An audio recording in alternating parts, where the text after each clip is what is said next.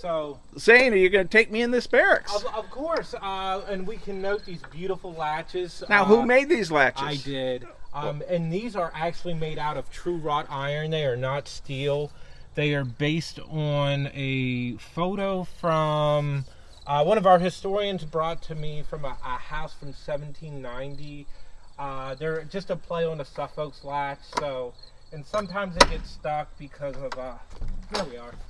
Just because of the way the door's built, it sinks and expands with Wow. Yes. This room is incredible.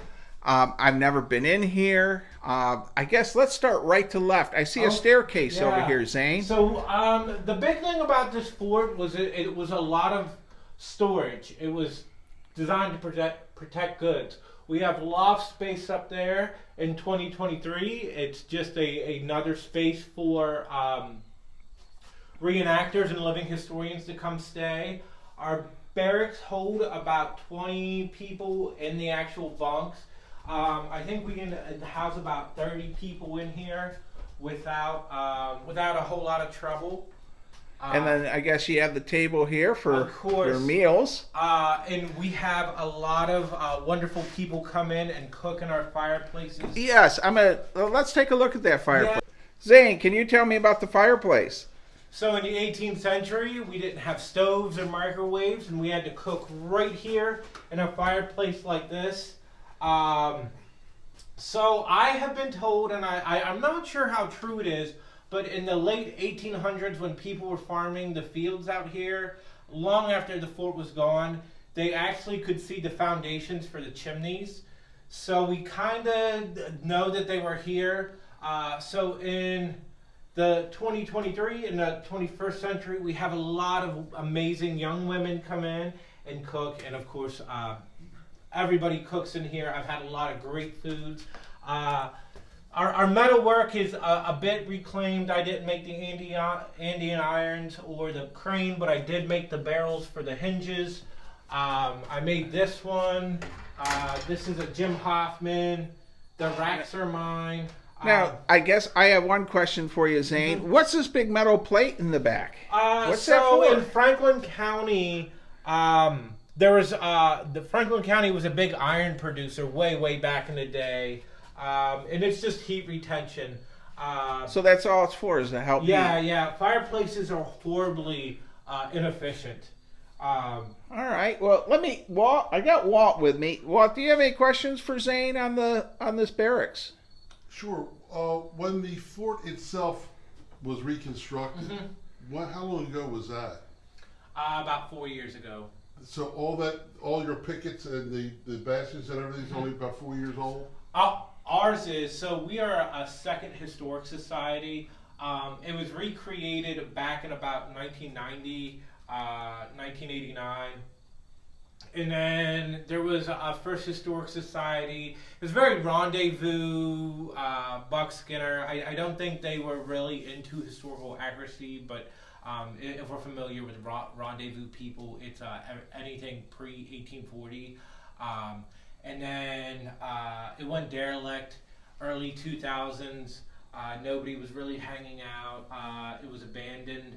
And then about 4 or 5 years ago, the new historic society took it over.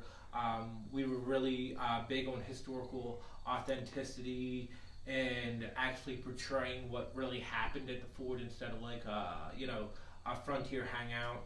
So we have been moving a lot real quick. I've been a part of other community projects where local governments have their hand in it, and what we have done would have taken the state or a governmental body 20 years. We have made insane amount of progress. I agree with you. It's phenomenal what you've been able to do. That's why I asked how old it was, because it looks like it's been here for a long time, and really you've done all this in... The barracks were essentially done in almost a season, and this is a huge house, especially to do it historically accurate. And there are some things like this. I think everything would have been lower. On average, we're all a couple inches taller than what they would have been back then. I don't think they would have had a wooden floor. I think it would have been dirt. That's my personal opinion. I'm not sure. But I think these are a little bit nicer than what they would have had back then. But here's the thing. We live in the modern times. We want men to bring their families, their wives, and their kids. So we've got to make it nice. People are vacationing.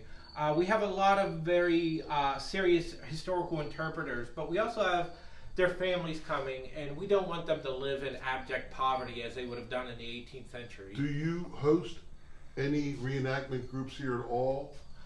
There are several. So our historians are affiliated with a couple units that come out and hang out, and then we have like just some oddball people, not oddball, but like just the garrison left. It was tore down, and the lumber was used for building other buildings. I was told that Matthew Patton came back and used it for a barnyard, which makes a lot of sense to me because if we look outside, it's a beautiful barnyard. There was dry storage for hay and grain and stuff like that, and you can shut the gates and keep your livestock in it. What is your season? When do you guys close? When are you open? So publicly, our last event is around Christmas, and then we open in April. We have a couple private units to come in and do some winter camping, which good for them. That's really tough. These barracks are not very warm. Where the heat comes from is body heat. Fireplaces are horribly inefficient. You can have this rip roaring, and it's cold over there if you have 4 or 5 people. If you have like 10, 15 people on each side, it actually warms up kind of nice in here. But that's just because of people in here. It gets cold. So we have a couple units that want to do winter things. We also go kind of derelict in August and July because of the heat, but we do have people that come out and hang out and camp in. Zane, we're on the other side of the barracks. What's interesting here? So what's interesting here is, again, it's almost mirrored. We have a loft as storage, and then in modern times for our events, we have a lot of people stay up there. It's pretty cozy up there, actually. And of course, as heat rises in the winter, it gets pretty warm up there. So could my friend Walt here, could he sleep up there in the loft? If he chose to. Our ladder is pretty steep, though. It's supposed to be stairs, but I think it moves more into the ladder side of things. So it's just mirrored. We're going to put another crane here. The whole fort is a work in progress. Again, lots of dinners cooked in here. Usually what happens during events is it's separated. We'll have a unit here and a unit here, and they coincide and stuff, but just to keep everyone organized, like, we'll have Highlanders here and just, regular infantry here, and everyone comes. Well, let me ask, Walt, do you have any questions for Zane? Because you bring up some good points on things.